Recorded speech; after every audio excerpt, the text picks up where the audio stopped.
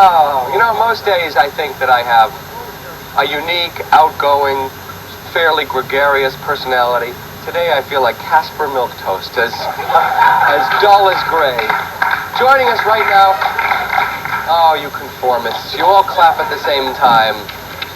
Joining us right now is another nonconformist from the journalistic profession, Michael Musto, whose column every week in the Village Voice, La Dolce Musto, chronicles the club life. Michael Musto, please welcome him to the show. Michael, I thought the club scene was dying in the city. Is that not true? It's quite vibrant. It's a lot of fun. All right, what do our guests represent today in terms of being on the club scene? What do they represent? It's pretty much what they've been saying, nonconformity, a rebellion against everyone having to do the same. And all the questions that you're leveling at them, you wouldn't ask, why wouldn't you go up to a Wall Street broker and say, what are you going to be doing at age 40? The same stupid, boring job? You're still going to be dressed in the same stupid polyester, double-knit suit? Nobody asks people like that. But do you think that club kids, bar boys, and the sexy sirens of the nightclubs, do you think you're going to be doing this when you're 50 years old, 60 years old? No. If they can get away with it, I say more power to them. A lot of these people are making a living. The club world is an industry, and all of these people are making livings within that industry. They're promoters, DJs. You don't die when you're 30, but there were a lot of people who were hippies, who lived on communes and had long hair, and did that for a few years, and then realized, well, this isn't the lifestyle. I find it hard to think that you'd be not having fun when you're 90 or whatever. I mean, you should have fun all your life. And then you die. Expressing ourselves and just sort of living the fantasy. There shouldn't be a time limit on how long we can dress like 21 years. and then you got to start dressing in a suit and tie. You know what I mean? As long as we're enjoying I don't want to end up like my parents. I know that much. You don't want to end up like your parents? No. I don't think there's much chance of that. Well, there probably is. I have to reevaluate that all the time, you know. We live in a very volatile world. We're at war, and this is a release. This is one of many ways to release. And this is the way everyone chooses to. You do it different ways. Right, but you do it 7 nights a week or 5 nights a week. You do it releasing to do. I have a job. I do a job too. I think most people have jobs. I mean, I'm a DJ. I DJ. Recording star. I work for MTV. I have a club to run. Okay, let me get to the audience here. Why are you angry at these people? I hear mumbling and grumbling back here. And a lot of you are upset with their club kids. I'm really not angry. I just want to know if you're like hiding behind something. Most people who rebel like this, you know, have problems within themselves that makes them be this way. So yeah, that's true. And I think the business people on Wall Street are doing the same thing. I said before, like I said, you're born naked and the rest is drag. Everyone has a preconceived, when they get up in the morning, they say, I'm going to present myself this way. I may be hiding from something, but it's in a colorful way. It's not in pastel. What's the biggest worry in your life? Hiding behind a Mercedes and a suit. What's the biggest worry in your life? Can we get drink tickets and drugs? Is that drink tickets and drugs? My biggest worry is really getting to the core of myself and exploring myself and not expressing myself in the short time that I have on this planet. I really want to put the metal to the pedal, baby, and work this life I have, okay? Hello? Can I get an amen in here? All right, question back here. Stand up, please. That's why you can't come to our party anyway. How come we're angry in the audience? Well, first of all, I don't appreciate the tidy bowl man on the end there criticizing everybody that works, gets up, works 8 hours a day and goes home. Second, I'd like to know... What makes you think we don't work 8 hours? Excuse me. Second, I'd like to know what your families think about this. And third, Halloween is once a year, people. Okay.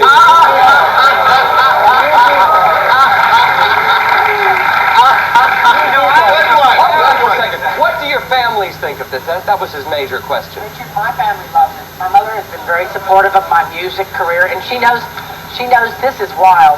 But to be honest, Richard, there's been some times in my life that have even been more insane than this bunch right here. I mean, I couldn't go into some of them. It just wouldn't be fit for a family audience. But she's aware of what I do, but she's proud that I can express myself and that I can have a good time and that, you know, I'm doing what I want to do instead of, like, being pent up with something I don't want to do. They've always been supportive of what I do. Do they see you dressed like this, and do they... There are a lot of... Yeah, they watch TV every day. We could be hoodlums, we could be, you know... Killers. I know, right? The fact that we're just I could colorful repossess people. someone's car, I could be doing a lot, but I'm showing love, and actually I'm expressing love to people. Why can't it be Desert Freak instead of Desert Storm? Okay, we have a telephone call right now. Good morning, you're on the air. Speak out. Hello? Are you there? Rich? Yes, where are you calling us from? Yeah, Staten Island. Okay, what's My your name's question? Bob. I avoid going to Manhattan because of people like this. These guys are... Yay, great. I have a place in Staten Island called South Beach psychiatric center. You know, next 20 At a nightclub? Sir, why would you avoid the entire borough of Manhattan? Are these people going to hurt you? Are they going to affect your life in any way that is going to diminish your enjoyment? Don't they have a right to have their pursuit of happiness just as much as you do? Hello. The city of Manhattan is just sick people in that place. I mean, I can walk down the street and, you know, it's sick. You got crack dealers, loose joints, whatever. Where? You know, Where? I live in Manhattan too. Alcohol has wrecked more lives than any drug we can ever say. Can I get an amen about that? Alcohol has wrecked Hold more on for a lives. second. I just wonder why, I mean, listen, to most people, you guys are odd, but why do you get angry at them? Why would you be afraid to go any place where these people are? I've got to take a commercial break. We'll be right back. Let's deal with that question in a moment. Stay with us.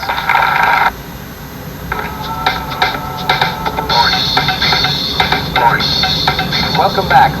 Bar boys, club kids, the sexy sirens of the night who party 7 nights a week till daybreak. Somehow, the fact that they're enjoying themselves in to what most people might find a singular, odd, or weird way makes us angry or makes us afraid, and let's try to deal with that issue for a bit here. We have a telephone call. Good morning. Where are you calling us from? Sacramento, California. Sacramento, California. You're from Sacramento? Yeah. Hey, maybe you guys know each other. There's a club kid from Sacramento, your hometown. What's your comment, ma'am? I wish that I had people like them out here to go to clubs with. I think they're so beautiful. And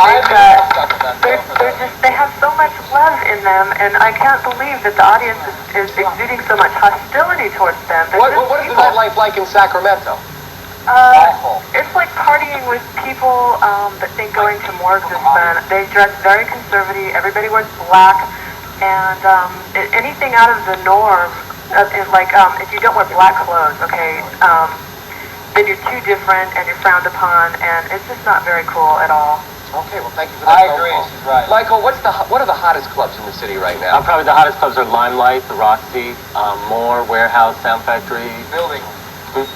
Crematorium. I never heard of it, but it's hot. Okay. Okay. There is some night at Roxy. There's a night that they have there that caused a bit of controversy recently. That was a night that was opposed to the policies of the Catholic Church, where people dressed up as nuns and priests and performed what other people thought of as irreligious acts. Have you ever been there on those particular nights? Yeah. Well, there are no rules in these clubs. You can make fun of anything.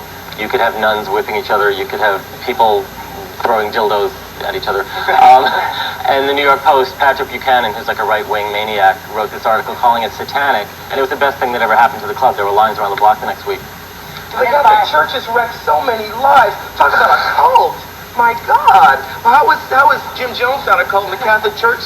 No, I mean, that's a cult. It's so bad. It's so bad. DJ for that night, because I DJ at the Roxy on Thursday night, and I'm by no means satanic, nor would I really get into the cult scene.